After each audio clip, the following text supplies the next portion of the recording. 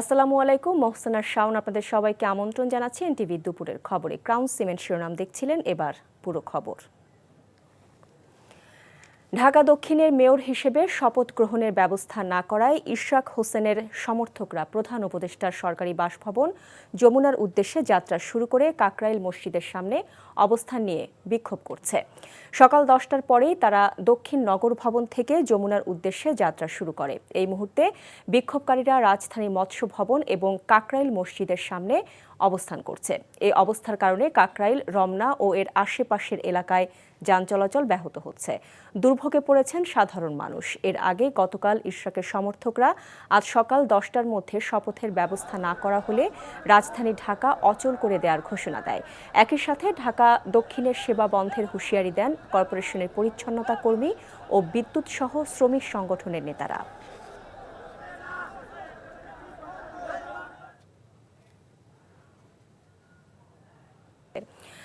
হাইকোর্টে আছেন আমাদের স্পেশাল করেসপন্ডেন্ট হাসান জাবেদ। আমরা এখন সরাসরি যাচ্ছি তার কাছে।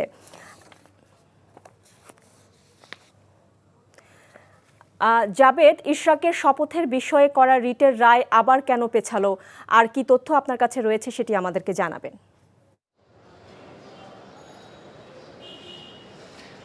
শাওন, ঢাকা দক্ষিণ সিটি কর্পোরেশনের মেয়র পদে শপথ নিতে যাতে না পারে সেজন্য ইশরাকের বিরুদ্ধে যে রিটটা করা হয়েছিল, সেই রিটের শুনানি গতকালও হয়েছে। আজকে কিন্তু আদেশের জন্য দিন ধার্য ছিল, সময় নির্ধারণ ছিল বেলা 12:30টায়।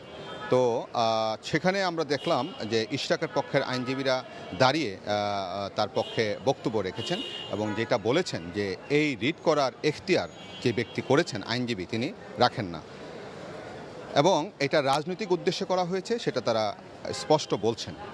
কিভাবে রাজনৈতিক উদ্দেশ্য সেটা বলছেন যে দক্ষিণ সিটি কর্পোরেশন নির্বাচনে যদি কোনো মেয়র প্রার্থী যারা পরাজিত হয়েছিলেন অথবা যে মেয়র ছিলেন সাবেক মেয়র ফজলুর তাপস, তারা যে কোনো কেউ এসে এই রিটটি করতে পারতেন। সেক্ষেত্রে এই রিটটি করার অধিকার তাদের ছিল, কিন্তু তাদের নেই। তবে এই আইনজীবী যে রিট করেছেন তার পক্ষের আইনজীবী যেটা বলেছেন যে নির্বাচন হওয়ার পর ইশরাক হোসেন নির্বাচনী ট্রাইব্যুনালে যে আপিলটি করেছিলেন সেখানে কিন্তু বলেছিলেন যে নির্বাচন বাতিলের জন্য চেয়েছিলেন এবং তাকে ফলাফলে কম ভোট দেখানো হয়েছে সেটা বলেছিল। তারপর 5ই আগস্টের পট পরিবর্তনের পর দুইবার এই রিট আবেদনটির তারা আবেদন করে পরিবর্তন করেন তাদের আবেদন। সেখানে কিন্তু তারা এই জিনিসটি চেয়েছেন এবং যাদের মাধ্যমে এই আবেদনটা দুইবার পরিবর্তন করা হয়েছে তারা কিন্তু পাওয়ার অফ অ্যাটর্নি না নিয়ে সেই আবেদন করেছেন, এমনটা অভিযোগ তারা করছেন। তারপর বিচারক যে জিনিসটি করতে চেয়েছিলেন তিনি বলছিলেন যে একটি রুল দেওয়া হবে এবং নির্বাচন কমিশন যে গ্যাজেট প্রকাশ করেছে ইশরাককে মেয়র হিসাবে সেটার উপরে সেই যাতে স্ট্যাটাস কো অর্থাৎ স্থিতাবস্থা থাকবে রুল নিষ্পত্তি না হওয়া পর্যন্ত।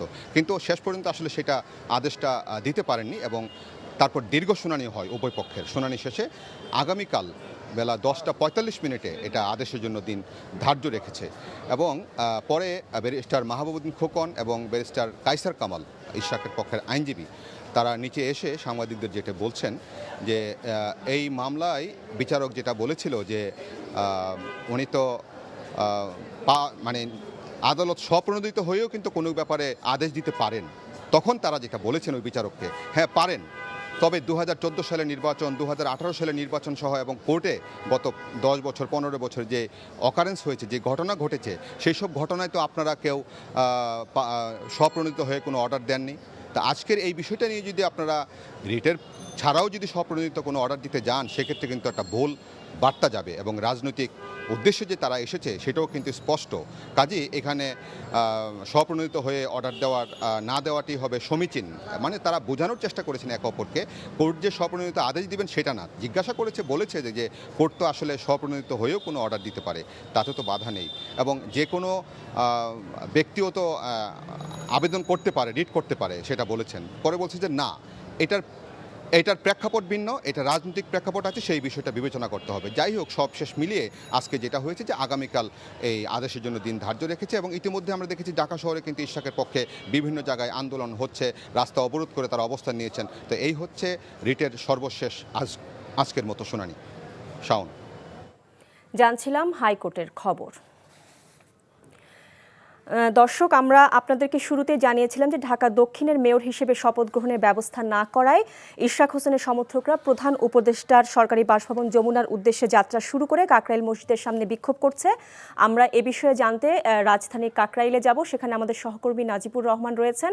আমরা সরাসরি যুক্ত হচ্ছি তার সঙ্গে। নাজিব, ইশরাক সমর্থকরা কি বলছেন আর তাদের বিক্ষোভ কর্মসূচিতে আশেপাশে কি ধরনের প্রভাব পড়েছে?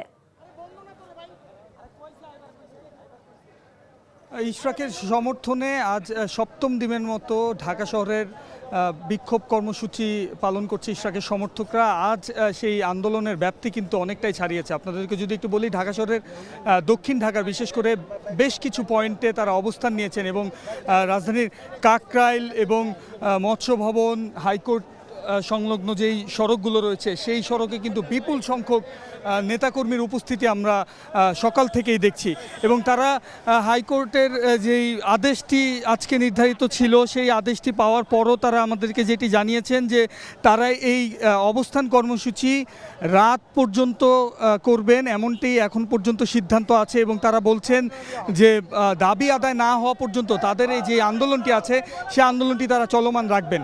এবং আপনাদেরকে যদি জানিয়ে রাখি, ইশরাকের সমর্থকদের ছাড়াও বিএনপির অঙ্গ সংগঠনের যারা নেতাকর্মীরা রয়েছেন তারা কিন্তু এখানে অবস্থান নিয়েছেন এবং যমুনা অভিমুখে যে রাস্তাটি কাকরাইল মসজিদের সামনে, এখানেই কিন্তু মূলত যুব দলের নেতাকর্মীরা এবং ছাত্রদল এবং অন্যান্য অঙ্গ সংগঠনের নেতাকর্মীরা কিন্তু এখানে অবস্থান নিয়েছেন এবং বিভিন্ন স্লোগানে ইশরাকের শপথ যেন অনতিবিলম্বে করা হয় সেই আহ্বানও কিন্তু তারা এই স্লোগানের মাধ্যমে জানাচ্ছেন এবং তার সাথে সাথে বেশ কিছু স্লোগান তারা দিচ্ছেন। সরকারের দুই উপদেষ্টার বিরুদ্ধে তারা স্লোগান দিচ্ছেন, তাদের পদত্যাগ তারা দাবি করছেন এখান থেকে এবং আদালতের রায়ের পরও কেন আসলে ইশরাকের শপথটি বিলম্ব করা হচ্ছে এ ব্যাপারেও কিন্তু তারা বারবার জোর দিচ্ছেন এবং তারা বলছেন যে যতক্ষণ না পর্যন্ত ইশরাকের শপথ অনুষ্ঠান আয়োজন করা হবে ততক্ষণ পর্যন্ত কিন্তু তারা এই আন্দোলন এবং তাদের অবস্থান কর্মসূচি চালিয়ে রাখবেন। এবং আরও একটি বিষয় হচ্ছে, এই দক্ষিণ ঢাকার বিভিন্ন গুরুত্বপূর্ণ পয়েন্টগুলো অবরোধ করার কারণে কিন্তু যান চলাচল সকাল থেকেই বন্ধ। পাশের যেই কাকরাইল এবং পল্টনের যেই সড়কটি রয়েছে সেখানে কিন্তু যানজটের সৃষ্টি হয়েছে, যেখানে ভোগান্তিতে পড়ছে এবং ঢাকা দক্ষিণ সিটি কর্পোরেশনের সব কার্যক্রম কিন্তু এখনও বন্ধ আছে। আজকের মধ্যে দাবি না মানলে কর্মচারীরা কর্মবিরতির ঘোষণাও কিন্তু তারা দিয়েছেন। অর্থাৎ আন্দোলন চলমান রয়েছে, এই আন্দোলনের ব্যাপ্তি হয়তো আরও বাড়তে পারে যতক্ষণ না পর্যন্ত দাবি আদায় হবে। এই ছিল আমার কাছে সর্বশেষ। জানছিলাম ইশরাক সমর্থকদের বিক্ষোভের খবর। জাতীয় রাজস্ব বোর্ড এনবিআর চেয়ারম্যানকে অপসারণের দাবিতে অসহযোগ আন্দোলনের ঘোষণা দিয়েছে এনবিআর সংস্কার ঐক্য পরিষদ।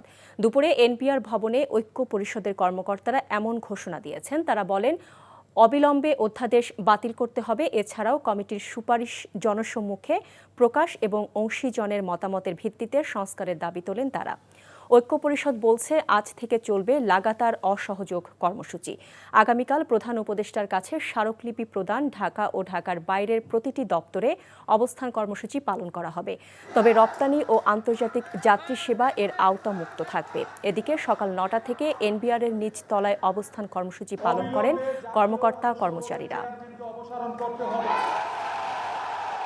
আজ ২১শে মে ২০২৫ খ্রিস্টাব্দ প্রেস ব্রিফিং এর পর থেকে এনবিআর এর চেয়ারম্যান মহোদয়ের সাথে লাগাতার অসহযোগ কর্মসূচি। ট্রেনের অগ্রিম টিকিট বিক্রি শুরু হয়েছে আজ।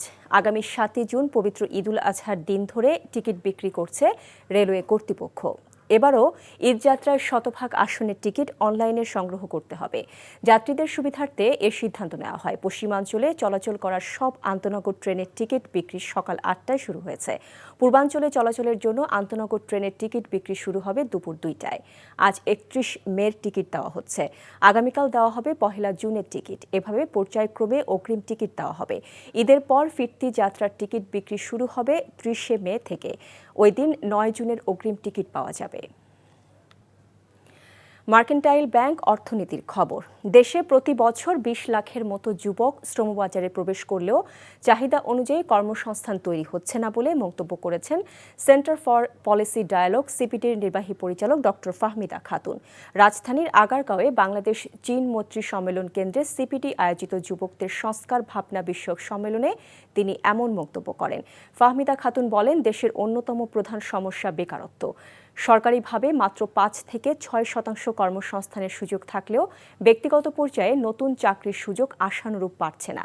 স্বাস্থ্য খাতেও দুর্নীতির পাশাপাশি দক্ষতার অভাবে মানসম্মত চিকিৎসা সেবা ব্যাহত হচ্ছে।